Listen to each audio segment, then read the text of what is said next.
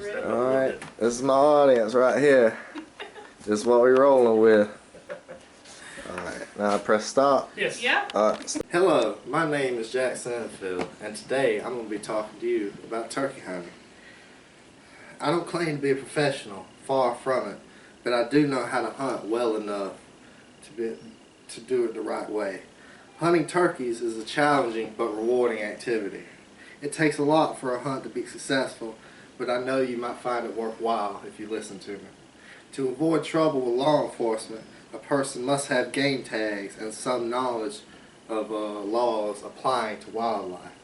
To avoid trouble with law enforcement, you must follow all of these laws. The success of your hunt depends on gun safety, equipment used, the techniques used, and the proper game processing involved. Gun safety is the most important aspect of any hobby involving firearms, and turkey hunting is no different. It would make sense for gun safety to be discussed first then. The safety on a firearm should always be on when you don't intend to shoot something.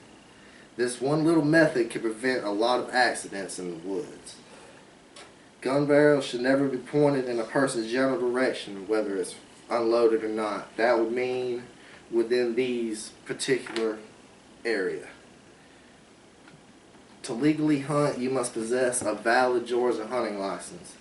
The money for this license goes to help conserve the environment and our natural resources. Each hunter can take 3 male turkeys called toms each year. Female turkeys are called hens, and they may not be harmed in any way, and they're protected under law. There are 3 major pieces of equipment that can affect the outcome of a hunt, and they are camouflage, calls, and a choice of firearm. Thousands of different products exist to try to help hunters harvest the turkey, but most of what is used is personal preference. This leads us to camouflage. Turkeys can see very well, which means a hunter must stay hidden to get close to the animal. Camouflage gives us the ability to blend into the environment.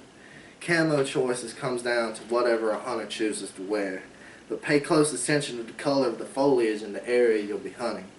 Total concealment is required though, meaning the hands and the face must be camouflaged as well.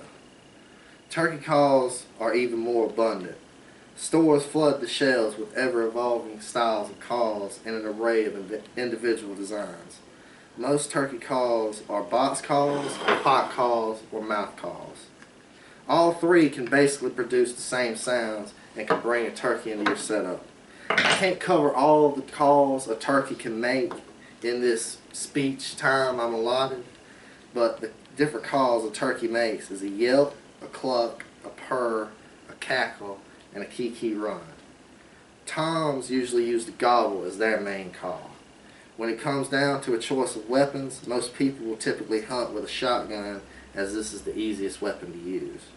Shotguns are differentiated upon based on the different gauges available. Gauge size refers to the shot shell used in the actual gun. The most popular choices of firearms being the 20 gauge and the 12 gauge. The 12 gauge being a little bit more powerful than the 20. Now that we've covered the basic laws and equipment, it's time to talk about the actual technique of hunting a turkey. Wild turkey is made in the spring. This causes the males to become aggressive and display their dominance. Toms wish to be the loudest things in the woods and will gobble to be heard over everything else early in the spring. A hunter's main objective is to get the gobbler to walk within shooting range. This is accomplished by using hen calls to attract the males. Be sure not to call too often, as the birds will become suspicious and often hang up out of shooting range. A general rule of thumb is to match the gobbler's aggression. If he's talking a lot, you call a lot. If he's not, you don't call a lot. When you walk through the woods, you must be careful not to step on sticks or leaves, because when you make sound, animals get scared. They know that's not a natural thing. You must also leave enough time for you to be not hurried getting into the woods. You must wake up before the sun comes up and other stuff. Causing unnecessary disturbance, well, alert wildlife to your presence, and spoil your hunt. Move only when you must, spending much of your time sitting with your back up against a tree and looking in the direction you expect the turkey to come from.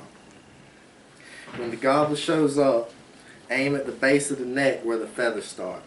The location is vulnerable and will result in a quick, clean kill, causing no more pain to the animal than what's needed. If you're lucky, you might find and harvest a wild turkey. After all the celebrations and high fives are over with, the work now begins as you process your trophy. There are several mementos that can be taken from a carcass to give memories of the hunt and the good times had. These include the tail fan, the beard, and the spurs. Preserve all of these with salt or borax and they will keep a long time. You can hang them up in your house, you can do pretty much whatever you want to with them. The bird must be plucked or skinned to remove the feathers, and then they must be gutted. All of the major organs must be removed and only clean meat must be left.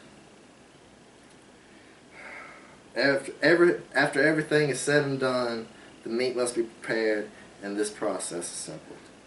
You must clean the turkey breast of any remaining fat or skin that remains on it, and you cut them into strips and soak them in buttermilk overnight and just bread them in flour and fry them like you would chicken. That's all you got to do. I hope everyone in the audience has enjoyed my presentation today. I've enjoyed talking to you all about something I'm really passionate about. If I can give you one piece of advice before I go, it would be not to get caught up in trying to kill an animal every time you go in the woods. Instead, you should improve on becoming a better hunter and conservationist. We as a people have a responsibility to protect the environment and to hunt ethically. We should take only memories and leave only footprints. Thank you.